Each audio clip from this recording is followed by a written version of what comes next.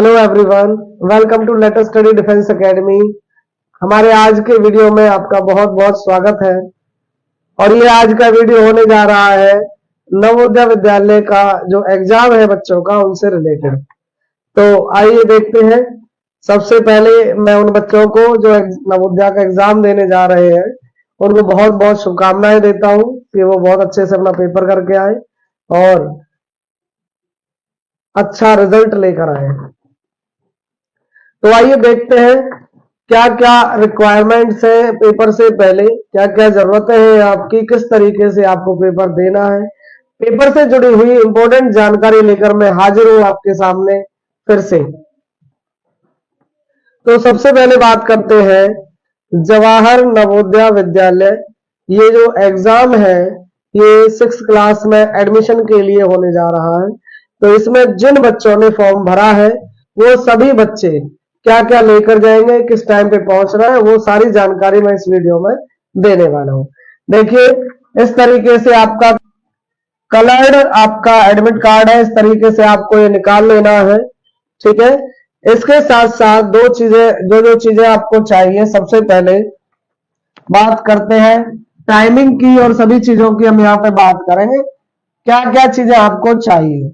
सबसे पहले आपको एडमिट कार्ड सबसे पहले आपको लेकर जाना है अपना एडमिट कार्ड। इसके अलावा और क्या चीज इसके साथ आपको चाहिए, अपनी जो आधार आईडी है वो लेकर जाएंगे। ठीक है, तो दो चीजें यानी कि फोटो आईडी प्रूफ जाना, आधार कार्ड आपको लेकर जाना है। ठीक है, ये दो चीजें आपको सबसे जरूरी है। इसके अलावा तीसरी चीज आपको और क्या लेकर जाना है, जो आपको पेन आपको लेकर जाना है वो आपका ब्लैक या ब्लू बॉल पॉइंट पेन, ये आपको लेकर जाना। आप ब्लैक भी लेके जा सकते हो, ब्लू भी लेके जा सकते हो, बट वो बॉल पेन होना चाहिए। राइट, और देखते हैं और क्या क्या जरूरतें हैं। इसके अलावा बात करते हैं बेटा टाइमिंग की।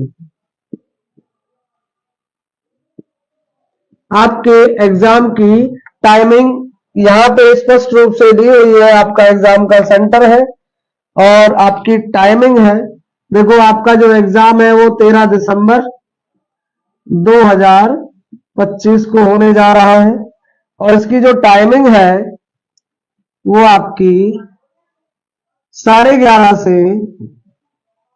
1:30 बजे यानी 1:30 तक ये आपके टाइमिंग रहेगी। रिपोर्टिंग टाइम देखते हैं, रिपोर्टिंग टाइम क्या है।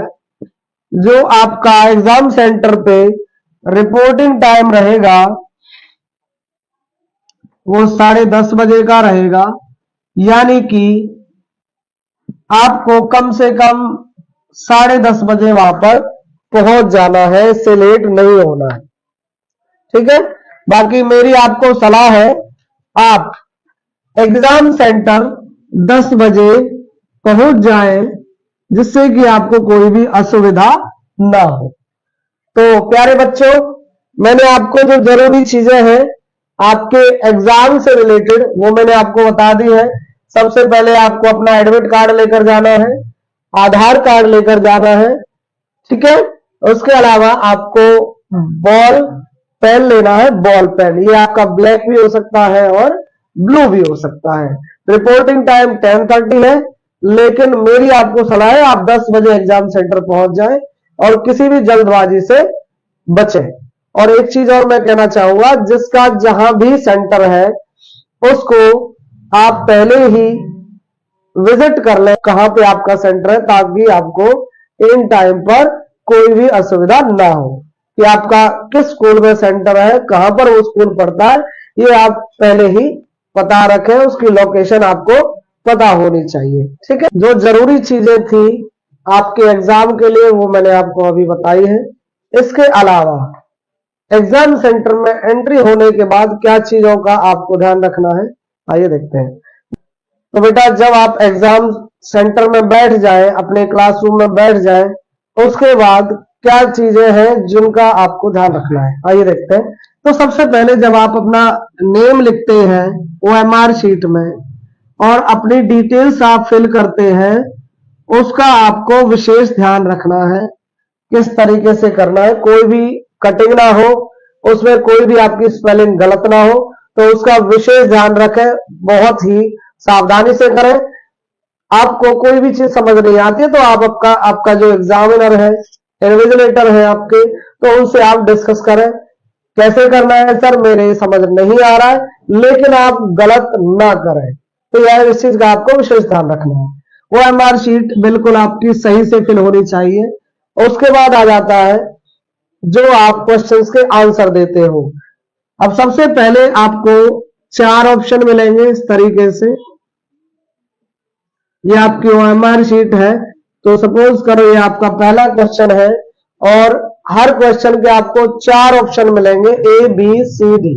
तो आपको करना क्या है बेटा, जो भी आपका आंसर है, मान लो आपका आंसर A है, इस तरीके से ABCD करके आपको 4 ऑप्शन मिलेंगे।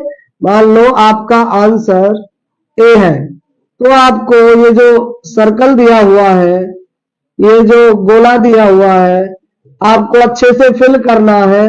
ये आपका इससे इंक बाहर नहीं जानी चाहिए, तो ये बहुत ध्यान ऐसे आपके इस तरीके से कंप्लीट फिल करना है, इंक आपके से बाहर नहीं जानी चाहिए। दूसरा, आपने ये फिल कर दिया और ये भी फिल कर दिया, तो ये आपका गलत हो जाएगा, इस तरीके से नहीं करना है, 2 सर्कल फिल नहीं करने हैं। इसके अलावा आपको किसी भी क्वेश्चन में OMR शीट में आपको इस तरीके से क्रॉस नहीं लगाना है। मान लो आपका ये क्वेश्चन गलत हो गया है और आपने यहां फिल कर दिया, यहां करना था, आपने यहां करना था, यहां कर दिया, कुछ भी आप इस तरह, और आपने उसको फिर गलत कर दिया, तो ये आपका मान्य नहीं होगा। या फिर आपने ऐसे टिक कर दिया, वो भी मान्य नहीं होगा। आपको प्रॉपर तरीके से फिल करना है। कैसे करना है मैं फिर से बता देता हूं। अगर आपका आंसर B है तो आपको सर्कल को बड़े ध्यान से इस तरीके से फिल कर देना है।